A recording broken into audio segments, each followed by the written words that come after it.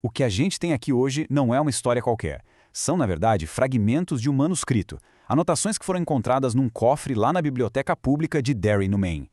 Oficialmente, o nome do trabalho é Derry, uma história não autorizada da cidade. Sabe? Mas o autor via tudo de um jeito muito, mas muito mais sombrio. Para ele, esse trabalho era como dar uma espiada pela porta dos fundos do inferno, e é exatamente por essa porta que a gente vai entrar agora. O autor, um homem chamado Michael Hanlon, ele começa tudo com uma pergunta. Uma pergunta que o persegue, uma ideia que fincou raízes na mente dele e não saiu mais. E ele não está pensando numa casa velha com assoalho rangendo no escuro, não, nem num beco mal assombrado. A obsessão dele é muito maior. Ele se pergunta se uma cidade inteira, sabe, com todas as suas ruas, seus parques, seus esgotos, se ela pode ser na sua totalidade um lugar amaldiçoado. É uma ideia que perturba, né? A de que o mal não está só num lugarzinho, mas está impregnado no próprio chão, no próprio ar da cidade. E para tentar entender essa ideia maluca, ele começa a cavar o significado da palavra assombrar. A primeira definição, claro, é a que todo mundo conhece, ser visitado por um fantasma. A segunda já é mais pessoal, algo que volta sem parar na sua cabeça. A terceira, um lugar que é muito frequentado. E olha, todas essas definições parecem se encaixar perfeitamente em Derry. Mas é a última definição de assombro como um lugar, um substantivo, que o deixa apavorado. Um local de alimentação para animais. E aí, a pergunta que fica ecoando nas anotações dele é inevitável.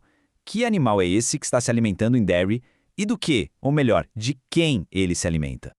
E quem é um homem que está obcecado com tudo isso? O nome dele, como eu disse, é Michael Hanlon, o bibliotecário-chefe da cidade.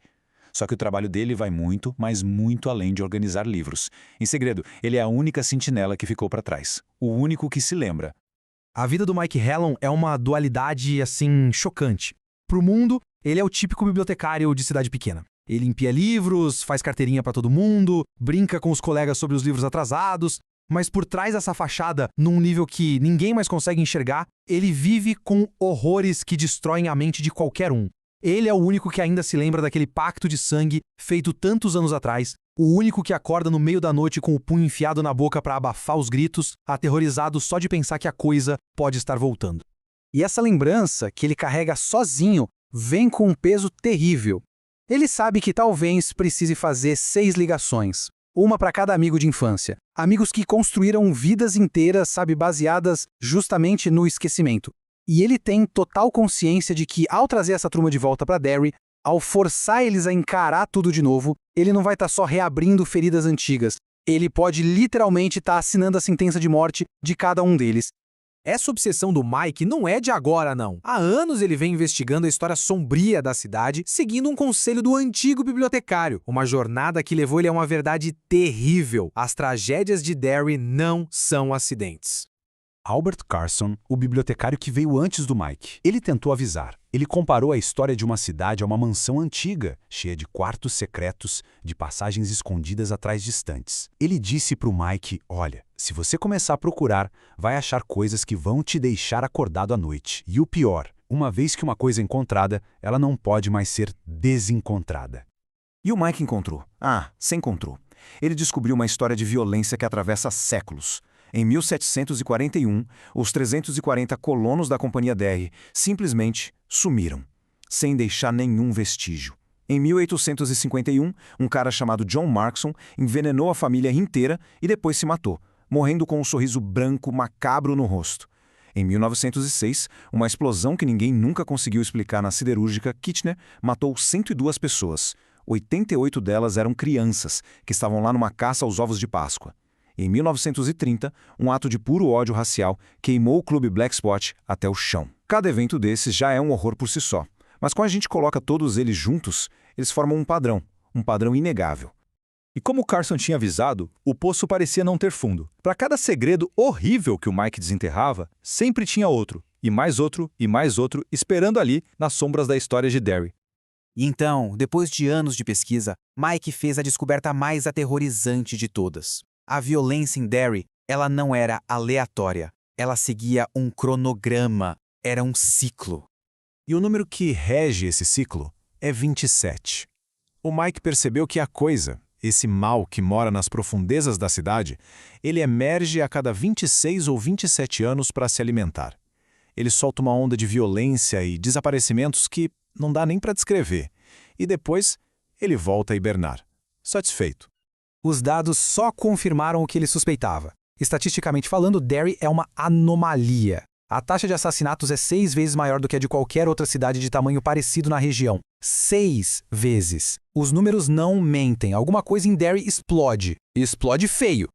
E o alvo principal desse mal, a sua presa favorita, são as crianças. No ano considerado normal em Derry, entre 40 e 60 crianças desaparecem, mas durante os picos do ciclo, esses números eles disparam para níveis catastróficos. Em 1930, foram mais de 170. Em 1958, o ano em que o Mike e os amigos enfrentaram a coisa pela primeira vez, 127 crianças desapareceram. E as explicações oficiais, culpando a Grande Depressão, a rebeldia da adolescência, soam até como um insulto diante do tamanho da tragédia. Por trás de cada número frio desses, existe uma história de horror que a gente nem consegue imaginar. Nas suas anotações, o Mike se lembra de uma conversa que teve com o Sr. Hipson, o pai da Beth, uma das vítimas de 58. Ele contou para o Mike, com a voz embargada, que uma noite, enquanto lavava a louça, ele ouviu a risada da filha morta vindo do ralo da pia. Uma risada que, se ele prestasse muita atenção, se misturava com gritos, vindo lá de baixo, dos canos escuros sobre a cidade. E toda essa história, todo esse horror acumulado, leva o Mike de volta para o presente, de volta para a biblioteca silenciosa, de volta para o telefone e de volta à promessa que ele e seus 100 amigos fizeram lá em 1958. Ele se lembra daquele dia no riacho, a água fria batendo nos tornozelos, as mãos pequenas dadas umas às outras, formando um círculo de 7 crianças. Eles fizeram um juramento de sangue, um ritual sagrado. Prometeram que se a coisa não estivesse morta, se aquele mal um dia voltasse para Derry, eles também voltariam, todos eles, para enfrentar tudo de novo. Agora, o Mike se vê como o guardião dessa promessa. E ele se descreve de um jeito muito forte. Ele se vê como o homem com a mão na alavanca de uma guilhotina suspensa bem em cima da vida de cada um dos seus amigos. Uma única ligação e ele puxa essa alavanca. E traz eles todos de volta para um perigo que eles nem lembram mais que existe. E a dúvida o consome. Da primeira vez, eles entraram na escuridão juntos e, de algum jeito, saíram de lá. Mas ele se pergunta, será que a gente conseguiria sair uma segunda vez? Ou a escuridão ia engolir todo mundo para sempre? Ele acha que não. E assim que as anotações terminam, com Mike Hanlon, o último sentinela, sentado sozinho na biblioteca silenciosa, bem depois da hora de fechar, ouvindo os estalos e sussurros que parecem vir das próprias sombras entre as estantes. Sua mão, talvez tremendo um pouco, repousa sobre um telefone preto. Aquele telefone é o portal para os seus velhos amigos e a ligação que ele está prestes a fazer pode selar o destino de todos eles. O momento da decisão está terrivelmente próximo.